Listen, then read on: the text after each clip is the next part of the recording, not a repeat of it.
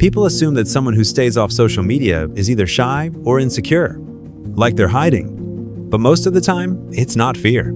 It's a decision. Because once you understand what social media actually costs, you stop calling it sharing. You start calling it a transaction.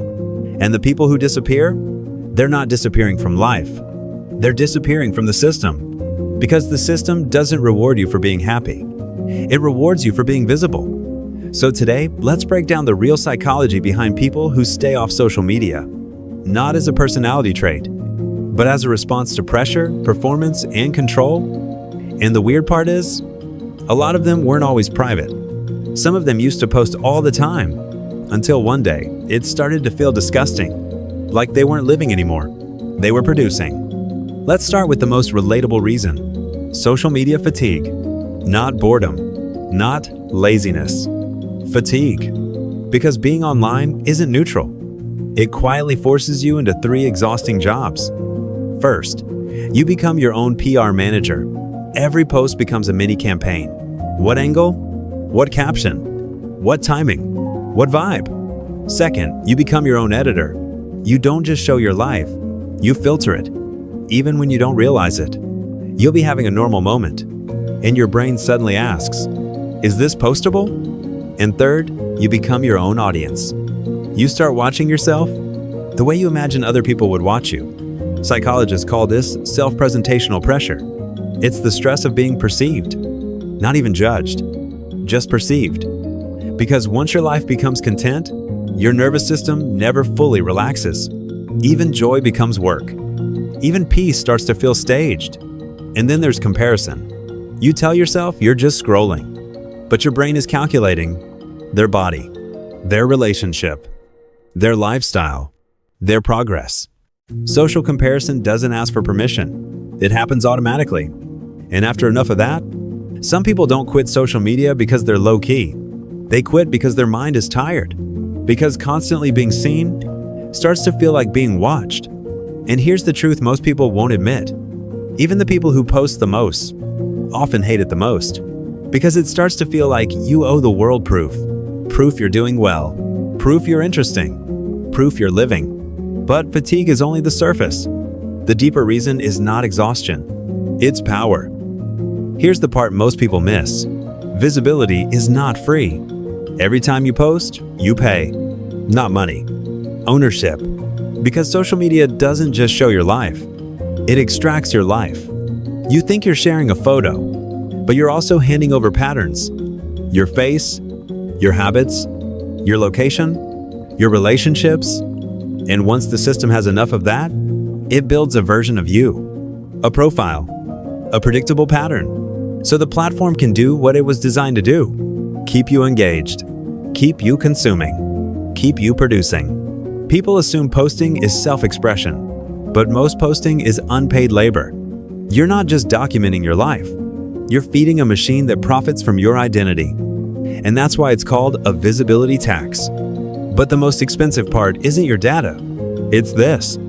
You start losing the ability to feel something without turning it into proof. You don't know if the joy is real or if it's just content. And that's when your life becomes a cage made of perception. So the people who stop posting, they're not avoiding attention. They're refusing to be monetized. They're refusing to be measured. They've realized something simple. If my happiness needs an audience to be real, then it's not happiness. It's performance. And once you stop feeding the system, you regain something most people lost. Your life becomes yours again. But this is where people get it wrong. Because not everyone who disappears is powerful. Some people disappear for a completely different reason. And this part matters. There are 2 types of people who stay off social media. And if you understand this distinction, you'll understand yourself instantly. Type A is what I call sovereignty-based invisibility. These people aren't running away. They're protecting something. Their thought is, this moment is too good to become a post. They feel ownership over their life. They don't want their best memories to become public property. They don't want their peace to become a performance. They treat privacy like wealth. Because privacy is not hiding. Privacy is control. Type B is fear-based invisibility. And this is different. These people also stay silent. But the emotion underneath is not peace. It's tension. Their thought is, What if my post isn't good enough? What if nobody cares? What if people judge me? This isn't sovereignty. It's self-protection. And both are human. But only one of them creates freedom. Because in Type A, silence feels clean. In Type B, silence feels heavy. Type A disappears and becomes more alive. Type B disappears and feels more unseen. So if you're watching this and thinking, wait, which one am I? Here's the simplest test.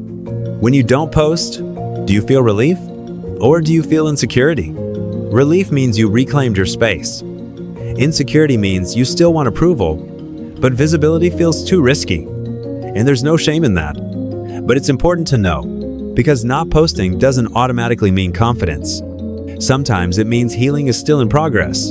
So what do you do with this? What's the exit? How do you live online without losing yourself? Here's the simplest framework. Not a motivational speech. A system. First, stop performing. If you're posting to prove something, pause. Second, start owning moments again. Some moments are meant to be experienced, not displayed.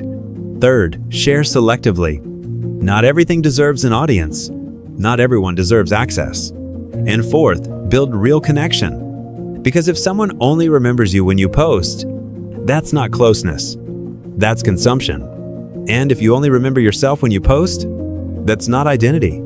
That's branding. If you only remember one thing from this video, let it be this. The next time you feel the urge to post something, wait 10 minutes. Don't overthink. Just wait. And in those 10 minutes, ask yourself one question. Do I want to share this?